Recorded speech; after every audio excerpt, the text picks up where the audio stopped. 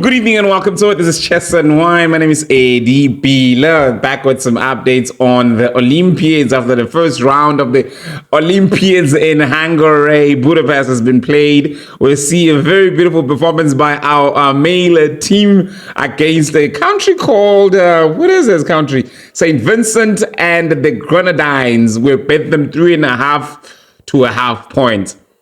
Very beautiful victory for the male team. The ladies team lost to the Chinese ladies. The team China. I mean, it's one of the top teams in the tournament. I mean, yeah, the fourth seed. So they lost 4-0, 0-4. Again, another thing I was noticing the impressive titles of the Chinese ladies team.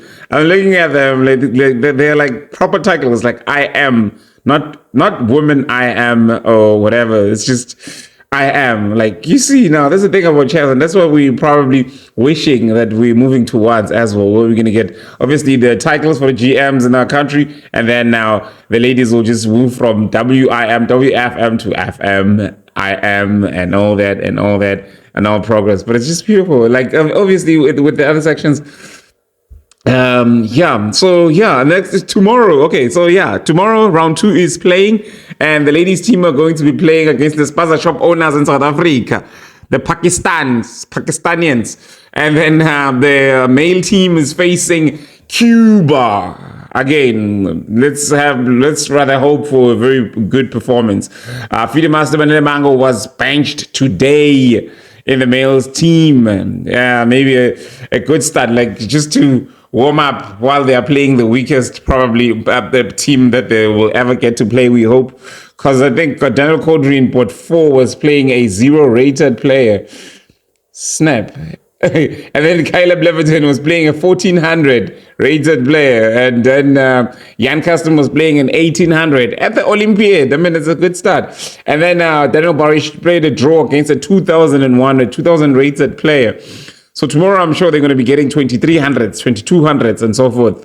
Cuba, I think, is one of the strong ones, right? Let me just quickly before.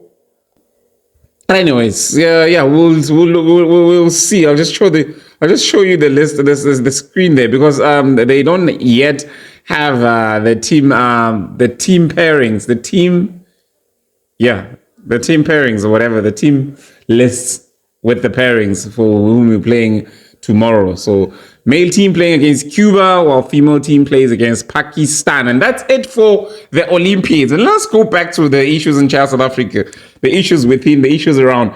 I recently, should I say recently, or just in one of the recent videos, I actually was announcing, I was actually reading out the list of the committee and commission members of Chess South Africa. And I just kind of was reminded of the fact that we never really saw the advertisement, the post for commissions, but we've been hearing talks about committees and commissions and so forth. And I don't think I even saw a disciplinary committee selected or elected or whatever they call it. So yeah, so that's one thing. So one thing of concern. So I was reading, and maybe as you might need to go back to it today. The conditions of the selection for the into a committee. So basically, before, it's not just anybody that applies that can be accepted into a committee, right? And it's just anybody that has the right to apply. And they also stated that the applications that will be considered, let me just read it for you. And let's see if they adhere to that. So here's what it says. It says, any province, okay, who can apply? Any province with the constitutionally elected provincial council may submit nomination, right? So not just anyone. So any province with a constitutionally elected provincial council may submit nomination. Not co-opted members, not an interim structure, but it is a elected provincial council. Yeah, constitutional elected provincial council. Right? That's number one. And number two, it says the nomination form must be signed by both the president and a provincial executive committee member, stating member portfolio. Number three, it says the forms with electronically pasted signatures will not be accepted. And number 4, it says nominees must be in good standing with both the respective province and Chess South Africa. Yeah, that's individuals. And how are you in individuals in good standing? So that means you must not be owing Chess South Africa, or you must not be suspended by Chess South Africa. You see now how they're busy sifting. Not everyone can apply it. So like some people can't, right? And number 5, it says only nomination forms emailed to nicolepeter@gmail.com will be accepted. Take note of that. And at number 6, it says nominations close on 10 July 2024 at 12. And then number 7, late submissions will not be accepted. And number 8, the commissions will consist of not more than 7 persons. And the province must accompany the nominations with a letter on the province's letterhead supporting the nomination, a letter on the province's letterhead confirming that the nominee is in good standing with the province, a 2-page CV of the nominated candidate. Okay, now let's look at it this way. Now let's kind of go back now and look at other things. So we know that in South Africa, not all the provinces are in good standing. We remember that in a few, just was it in July, right? Where I actually could probably have it in here, where Chess South Africa decided to suspend and dissolve, in fact, the Eastern Cape structure, and then suspend the Luzukondenisa. That's number 1. So that means now from that point on, anyone from within the Eastern Cape cannot apply, right? And until the province is in good standing. And also since the president of the structure itself was interim, and it would not be possible for any nomination from the Eastern Cape to go on the letterhead of the province. Yeah, it says here a letter on the province's letterhead confirming that the nominee is in good standing with the province, and a letter on the province's supporting. So see, that's the crucial part, that the province needs to support this, and it needs to be in the letterhead of the province, and it's and a person has to come from a province that is in good standing. And number 2, okay, another part. In fact, we must remember that Free State as well. Free State is not constitutionally elected. I don't remember anybody reporting on or actually seeing anywhere that Free State has finally had successful elections. I remember that's one of the other provinces that they were struggling with. So now there's some questions. That's where these are the 2 parts that raises the following questions. Let's put aside the fact that they did not notify everyone, because you speak to other regions and other provinces, they'll tell you, we were not aware of all of these processes. The Eastern Cape was not aware of these nominations. They were not aware that they had they could actually apply for commissions and committees. But yeah, that's maybe just how news travel. So yes. So number 1, I see here that in the Arbiters and Organizers Commission, there is I did say, because at first I said National Arbiter George Swart. I didn't know where he was from, but I think he's from the Mossel Bay in the Western Cape. That's fine. That's a province in good standing. Lisamposi is in Mpumalanga, good standing. And now I see this IA Ban Divnar, and as far as I remember, he's from the Free State. Correct me if I'm wrong. But as far as I remember, he's from the Free State. And if he's from the Free State, how did he get in? How did he get selected? Honestly, this is something that I would like to know. Wouldn't you like to know?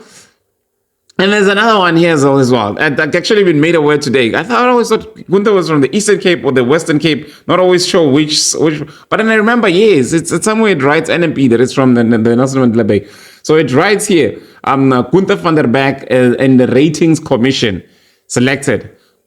If it's from the Eastern Cape, how so? When the Eastern Cape is not in good standing, it doesn't have an executive committee, it doesn't have a constitutionally elected executive committee, but maybe it does have a provincial executive, a provincial council. It does, but did it have a letterhead again supporting? What was the involvement of the executive, the province in terms of this? Did they do it through the administrator? How did that happen? Was that even allowed? Was that even an option that they could do it through an administrator? Because it says only like these conditions are because I'm sure there's a lot of people, if they saw them, they decided, I can't apply because I am from this province, and this province is not in good standing. Our province has just been dissolved. So we're not clear about all those things. And yes, and I remember seeing another name. Here's a very interesting thing about this very name. So here, where is this? Where is that Tertius name that I remember seeing? Oh, there it is. Events Committee. There's Sabata Matsitse, and then there's Tertius Van Rooyen. And then there's Zaki Jacobs, Naverdri, and so forth. But here's an interesting point. I'm going to just try and go back to another picture now here about Tertius Van Rooyen. Tertius is an executive member of the Nelson Mandela Bay structure, the Mnawa structure, the Mnawa Peter structure of the Nelson Mandela Bay. And here's a communication from the page of the Nelson Mandela Bay on the 5th of July. It says, Chess South Africa Executive Board is inviting all constitutionally elected provincial councils to nominate candidates to serve on the commissions and technical committees of Chess South Africa. Once completed, kindly submit to tertius777@gmail.com. Right? And you remember somewhere in that other point, it says only what? It says only, yes, let me just read it quickly for you. Only nomination forms emailed to nicolepeter@gmail.com will be accepted. So now how does it work now? They sent to Tertius and Tertius sends to Nicole, or Tertius kind of, because you see now the involvement of Nicole and then now Tertius being in the Nelson Mandela Bay. And remember that before the elections of the Nelson Mandela Bay structure, Nicole Peter was the interim co-opted secretary. That was the only person in the executive committee that called for the elections, which led to the election of Tertius and obviously Mnawa Peter and their team. So now, coming from the Eastern Cape, where it is clear that the Eastern Cape does not have a recognized province by the national structure, how is it that they get appointed to? Because honestly, we read that. It says any province with the constitutionally elected provincial council may submit nominations, meaning the other ones who do not have are excluded, right? And the nomination must be signed by both the president of the province and a provincial executive committee. Now, the president, if we're talking about Eastern Cape and we're talking about the president, we're speaking about Luzuku and Denise. Unless now at this point they are saying that the administrator was fully recognized and fully given his powers, and then they do. Again, if that was the case, then that's something that needed to be communicated with everyone in the Eastern Cape so that they are aware that we can actually go do this through the reverse delegate or the administrator. Now, how about the Free State though, honestly? How is it that a person from the Free State is in the executive committee? Yeah. So yeah, man. I mean, I can go on and on, but certain things they just make you wonder. Like, come on, Kanzi, who do the rules apply to? They don't apply equally to everyone. When certain people are in charge, when certain people are involved, hey, they're gonna make us doubt this. Hey. And now I'm scrolling through and I'm seeing that there's this beautiful communication that says the Blackjacks Chess Club, the home of Miaster Charlton, are the new champions of the Cape Town Chess League, the biggest league in South Africa, the biggest league in Africa. It has been concluded. And I also hear that the picture by Minister Gayton McKenzie, the pictures that are appearing at the bottom of his communication where he promises to support chess players through his department, or pictures actually taken from the Cape Town Chess League. Cape Town is like it's a very, very functioning, it's like an example of how regions should function. This region, it's one to be proud of. But yeah, so these are the very things that are concerning. Oh yes, quickly, yeah. I just needed to just look at this. The Blackjacks, the team members of the Blackjacks. So yeah, Blackjacks Chess Club are the Premier League club champions of Cape Town. They took the coveted title in a tense showdown this past weekend, piping the illustrious Stainers Club and Manyanani at the end by a mere half match point. The team consists of the following players: Miaster Charlton at number 1, Jiran Braff at number 2, Chewen Kleinschmidt at number 3, Tiziano Miasta at number 4, number 5, Rainer Klaassen, number 6, Simpiwe Baloyi, 7, Jemmy Goodall, and number 8 is Sean Chironda, and at number 9, Etienne Karp. Other members are Charlton Maravanyika, there's Peter Jacobs, there's Lewlin, eh? Oh, Livlin, in fact, Levlin Lowe. Hey, now I've got a short memory. Levlin Lowe, the captain, and Clayton Todd, Sean Brown, Theodore Mentor, Rudy Kopstad, and Victor Mayring. So yeah, congratulations to the champions of the strongest and the biggest chess league in South Africa. Wow. Yeah, man, shout out to them. The chess is alive and kicking in that region, and I wish all regions could actually be that way. Ooh. And that way we could all be players, like full proper chess players. And when the minister comes and finally decides to support us, we all get to benefit from the support. But anyway, so that's been it. Just some questions that we feel need to be answered. And if that answered, we'll all be we'll all be happy. And here's another thing. Have you heard about the Mzansi Inter-Regional, the Mzansi Inter-Provincial Chess Championship? So there's an event that's going to be replacing the South African Junior Chess Championships, and it's going to be called the Mzansi Inter-Provincial Championships, right? So it's going to have obviously a youth section. I'm wondering if it's going to have an open section as well. Selections are busy happening, and it's provinces representing. So there's obviously going to be selections from regions, and then all the way up to the levels of provinces. I remember Vice President Juan Lindokuhle Ngubane speaking about it, proposing something like it as part of his manifesto when we were talking to him. And it communicated to the thing of having regions send all of their partners without even trying them out, just as long as they can afford to pay. And they say South African Junior Close and National Junior Championships, in fact, should not be open to everyone. It should be open to champions of provinces. So now per age group, they're going to be selecting 10 players who will make a team to represent the province. And this, in fact, is very important because it makes the provinces important again. Because honestly, in some provinces, the provincial structures are useless. And that's a very harsh word if we're speaking to kids, I understand, but I'm not speaking to kids. I'm speaking to people, adults who raised their hands and said they were going to play a role and fulfill it to the fullest.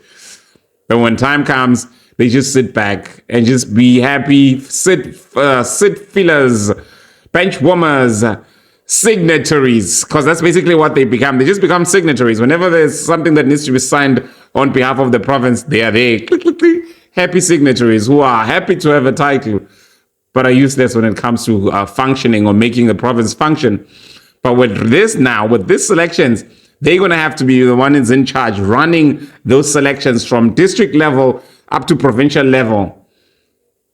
Now, some of our provinces are still looking and seeing that there's nothing happening. I see the Northern Cape has already had their selections. I know the Western Cape is always ready, so we can't doubt that. I see the Gauteng is having their selections, I think sometime this weekend or sometime soon. I see there's also KZN is probably going to be having this. Did I see, was it the schools provincial selections that I was seeing an argument about in the group today? I think that one is for schools, but obviously KZN, they know they must have their own elections. I trust that they will. Provincial selections. And it's not just schools. We're talking about the federations now, having selections from districts, provincials. Yes. Eastern Cape is having theirs. I think it's sometime in September, right? Eastern Cape is having theirs that was already advertised. But I'm actually just mentioning this so that the other provinces can know that they need to hold their provincial selections for the Mzansi Interprovincial, which is going to take place in Limpopo in December. And we don't want this to be a rush thing as well, like with the federations, because federations normally don't do the rushing thing. It's always the schools that do that.